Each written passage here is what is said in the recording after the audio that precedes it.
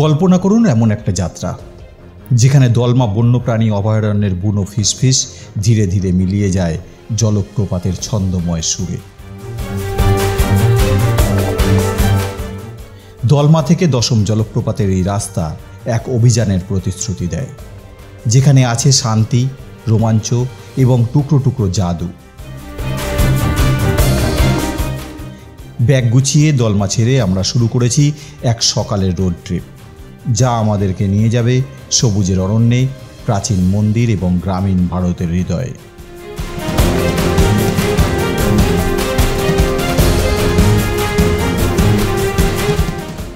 কিন্তু এই যাত্রার আসল উদ্দেশ্য কি? দশম জলপ্রপাত, যেখানে প্রকৃতির শক্তি এবং সৌন্দর্য এক হয়ে মিলেছে। চলুন যাওয়া যাক।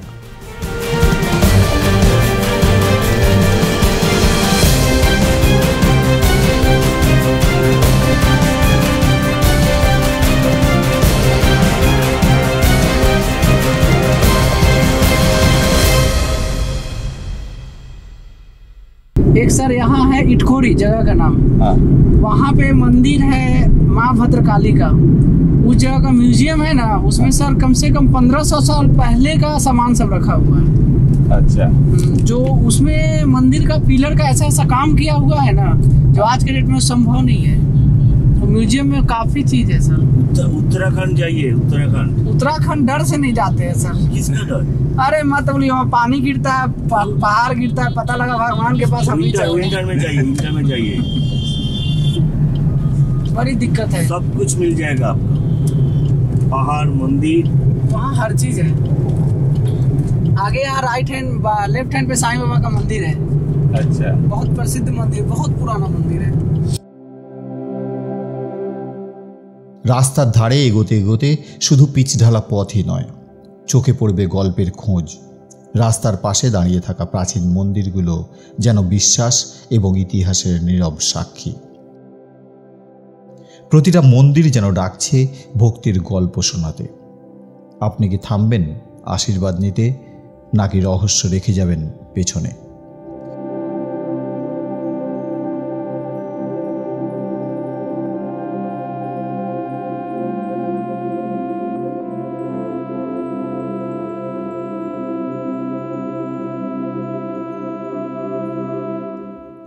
গাড়ির জানালা খুলে দিন এবং তাজা বাতাসে শ্বাস নিন। রাস্তার পাশের সবুজ প্রকৃতি এক ক্যানভাস।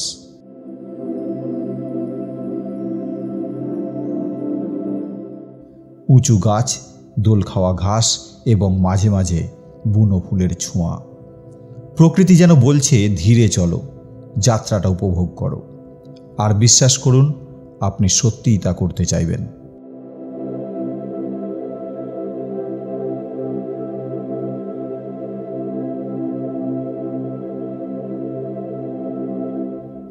হাইওয়ে যেন প্রতীকী স্বাধীনতা, সোজা, মসৃণ এবং দীর্ঘ ড্রাইভের জন্য উপযুক্ত। সকালের সূর্যের সোনালি আভা এবং ইঞ্জিনের গুঞ্জন আমাদের সঙ্গী। এটা সেই রোড ট্রিপ যা স্বপ্ন দেখায়।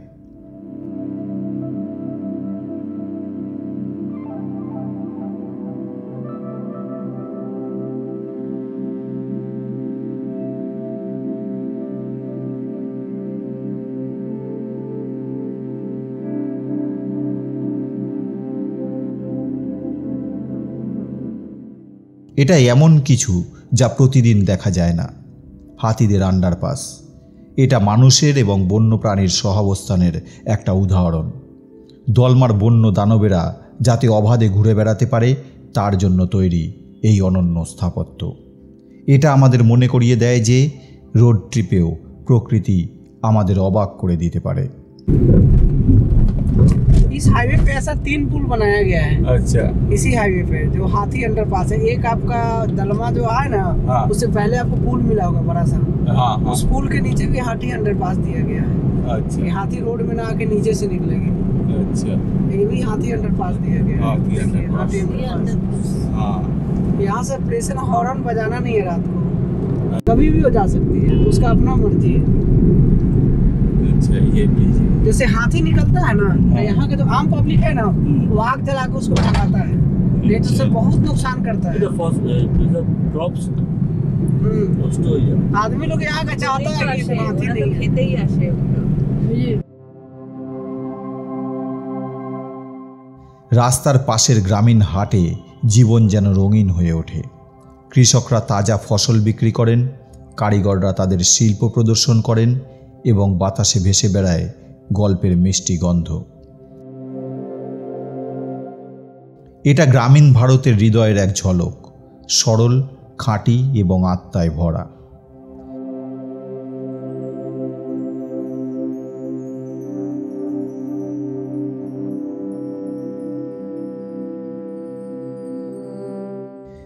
চারিদিকে দেখুন, নীল আকাশ যেন সবুজের মাঝে মিশে গেছে, আর ফসলের মাঠ বাতাসের সাথে দোল খাচ্ছে। এটা এমন এক দৃশ্য যা প্রকৃতির নিজস্ব শিল্পকর্ম বলে মনে হয়। এমন মুহূর্তগুলো আপনাকে মনে করিয়ে দেয় যে গন্তব্য যতটা গুরুত্বপূর্ণ, যাত্রাটাও ঠিক ততটাই গুরুত্বপূর্ণ।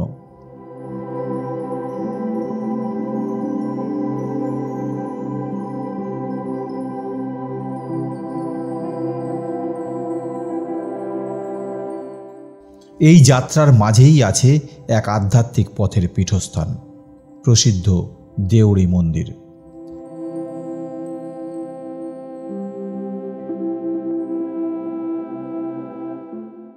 দেবী দুর্গার উদ্দেশ্যে নিবেদিত এই প্রাচীন মন্দিরটা শুধু উপাসনার স্থান নয়, এটা ইতিহাস এবং সংস্কৃতির এক আলোকবর্তিকা।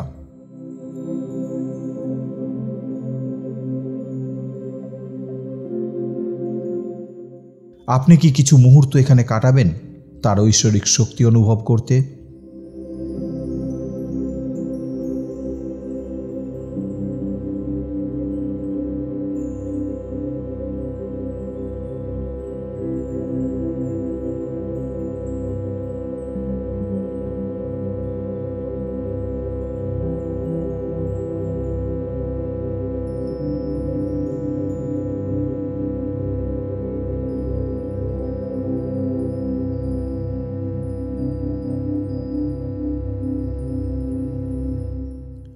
সকালের রোড ট্রিপে এক অন্যরকম জাদু আছে।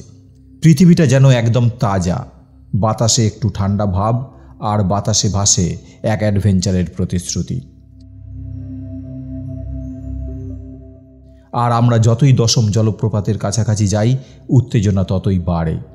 যেন শুনতে পাওয়া যাচ্ছে জলের দূরের গর্জন, আমাদের তার মহিমা দেখতে ডাকছে।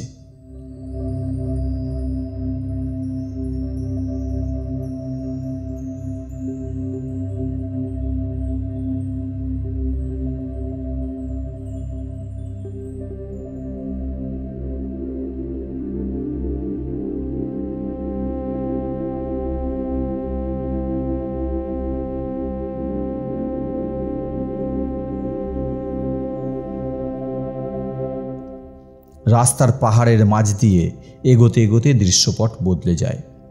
ঢেউ খেলানো পাহাড় যেন দৈত্যের মতো উঁচু, তাদের ঢালে গাছ এবং পাথরের ছোঁয়া।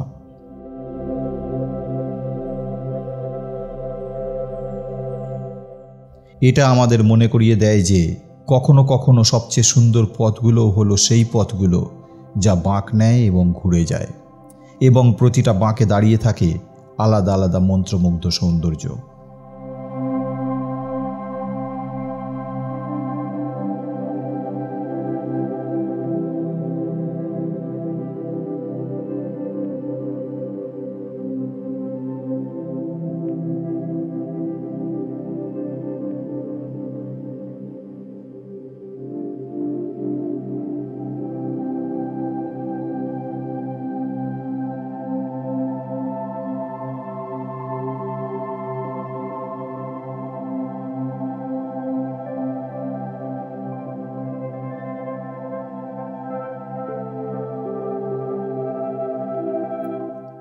তৈমারা চক, এটা শুধু একটা রাস্তা নয়, এটা রাঁচির প্রাণবন্ত সংস্কৃতির প্রবেশদ্বার এবং গল্পের এক মেলবন্ধন।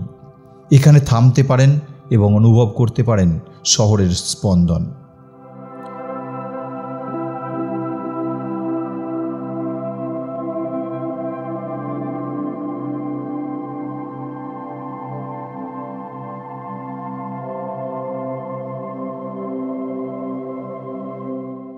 এমন এক জগতে প্রবেশ করলাম যেখানে সময় ধীরে চলে এবং জীবন যেন আরও সরল।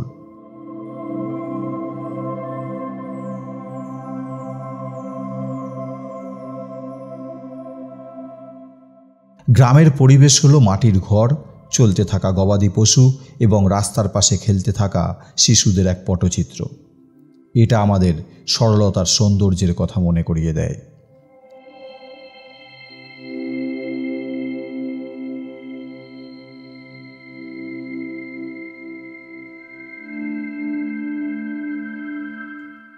রাস্তাটা সংকীর্ণ হয়ে ধান ক্ষেতের মাঝ দিয়ে এগিয়ে যায়। নতুন ধান গাছের গুচ্ছ সূর্যের আলোয় ঝলমল করে এবং কৃষকেরা অক্লান্ত পরিশ্রম করেন। তাদের মুখে লেগে থাকে সহনশীলতার গল্প।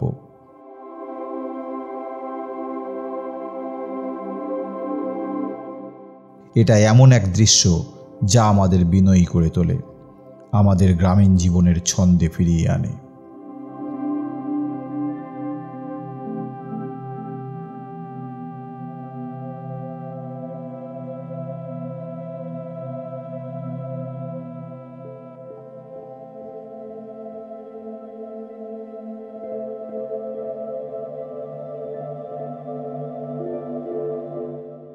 এটা শুধু একটা রোড ট্রিপ নয়, এটা আবিষ্কারের এক যাত্রা। দলমার বন থেকে দশম জলপ্রপাতের প্রশান্তি পর্যন্ত প্রতিটা মাইল একটা নতুন গল্প নিয়ে আসে। আর জলপ্রপাত যত কাছে আসে, উত্তেজনা ততই বাড়ে। আপনি কি প্রকৃতির এই মহিমা দেখতে প্রস্তুত?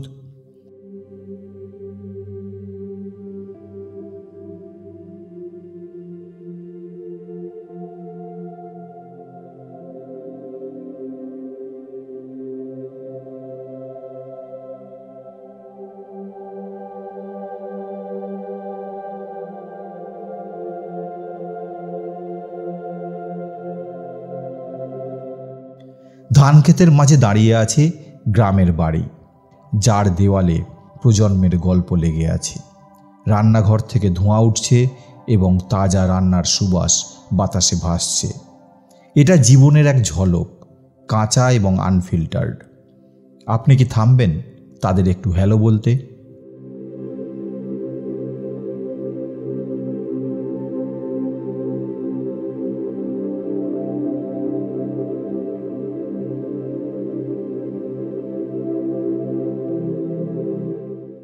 এবং সেটাই দশম জলপ্রপাতের স্বাগতম বোর্ড, যেটা সামনের আশ্চর্যের প্রতিশ্রুতি নিয়ে দাঁড়িয়ে আছে। যাত্রাটা অবিস্মরণীয় হয়েছে, কিন্তু সবচেয়ে ভালো অংশ এখনও বাকি। দশম জলপ্রপাতের মোহনীয় সৌন্দর্য নিয়ে আমাদের পরবর্তী ভিডিওর জন্য অপেক্ষা করুন। ততক্ষণ ঘুরে বেড়ান, স্বপ্ন দেখুন এবং এই রাস্তার প্রেমে পড়ে থাকুন।